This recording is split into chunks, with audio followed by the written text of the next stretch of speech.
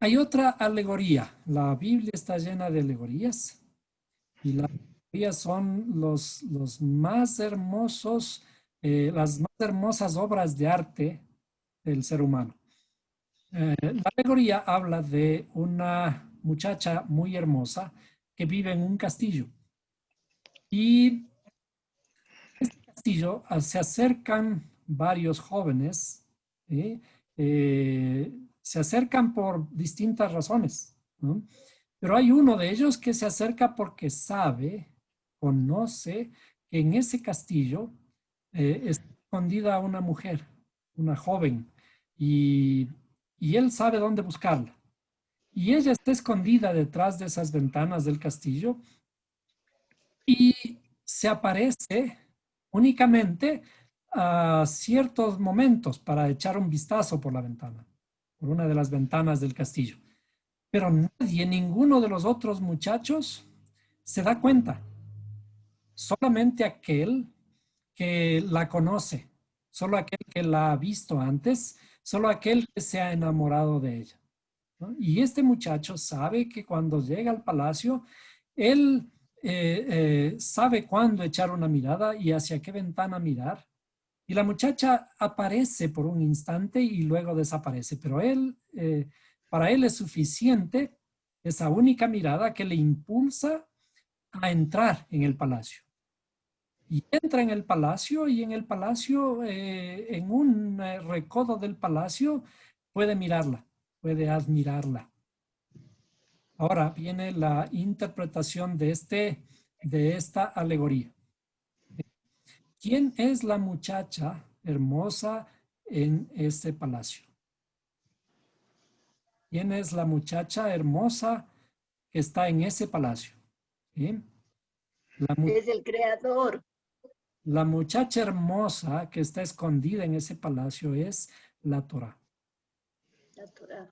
¿Sí? La Torá. Y el enamorado, aquel muchacho enamorado de esta mujer hermosa, el único que conoce es aquel que ha estudiado, aquel que ha visto la Torah, ha visto la hermosura de cada una de sus palabras, de cada una de sus historias.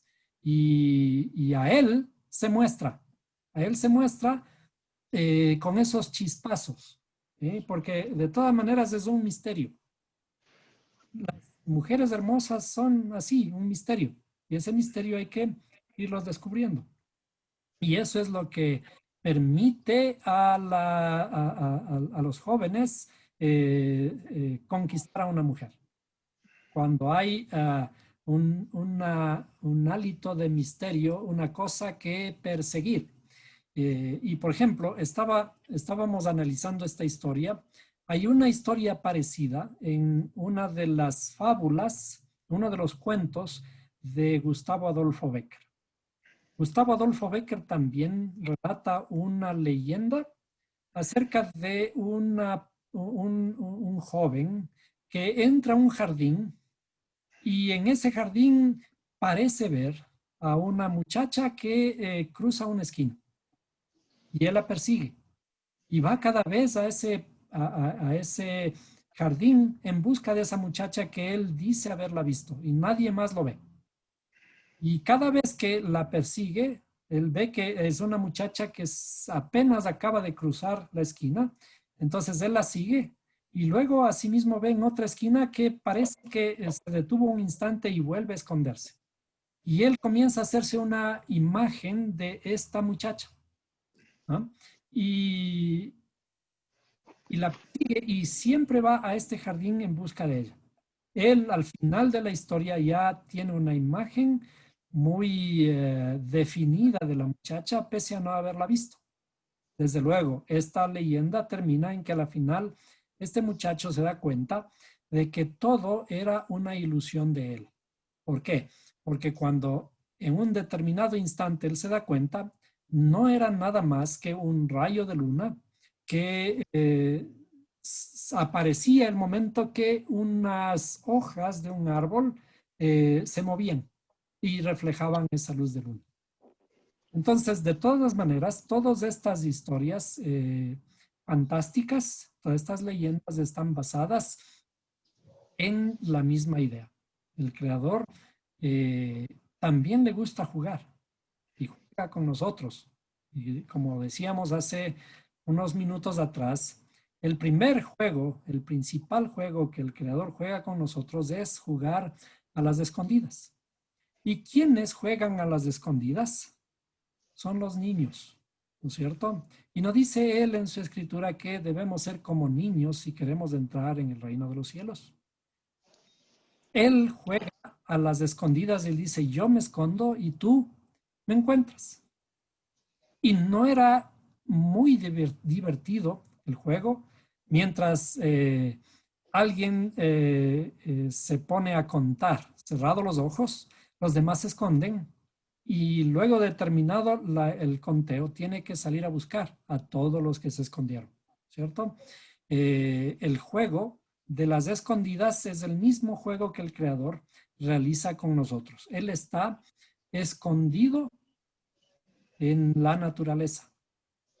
Y para encontrarle, tenemos que descubrirlo en la naturaleza, en todas las cosas que vemos a nuestro alrededor, en cada espacio, en cada ser, en la noche, en las estrellas.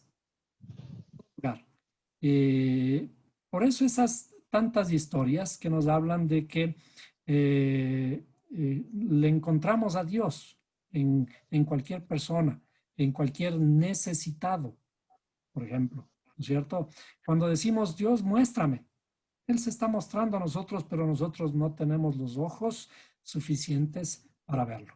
Entonces, el juego del creador, el el primer juego del creador es el juego de las escondidas. Pero él también decíamos, juega los dados. Sí juega los dados. Juega a la perinola. Y el juego de la perinola es su luz que nos rodea, gira alrededor nuestro. Y nosotros, para encontrarle también, tenemos que girar. Estamos remolineando. Nuestras figuras geométricas cuando giran se convierten en círculos. Y es por eso el momento que giramos, cuando danzamos, giramos en círculos y esa es una de las razones por las que la principal forma de la danza hebrea es el círculo. Se danza en círculos. Y a veces hay que tomarse las manos para danzar en círculos, porque cuando danzamos en círculos estamos buscando la unificación. ¿La unificación con quién? La unificación con los demás seres humanos y también la unificación con el Creador. Y eso, para llegar a esto, tenemos que remolinear también en nuestra propia interioridad. Entonces, danzamos remolineando nosotros mismos. Y nuestros cuadrados, nuestros triángulos, giran y se comienzan a perder las aristas. Desaparecen las aristas. ¿Qué son las aristas? Las aristas son las diferentes visiones de un problema. Cuando comenzamos a girar en círculos, esas aristas desaparecen porque ahora son un círculo. Y ese es el momento de la unificación con el Creador. Entonces, todo esto es parte de una cultura. Nosotros aprendemos a descifrar de esta forma la Biblia, que es un libro que nosotros estamos tratando de estudiar desde hace mucho tiempo y hemos aprendido cierta forma de interpretación, que es una interpretación más bien de otra cultura.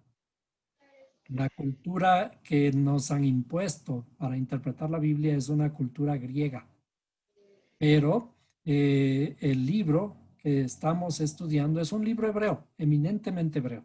Y para entender esto tenemos que conocer la cultura hebrea, el pensamiento hebreo, las herramientas hebreas, que son las mismas con las que fue escrito el libro.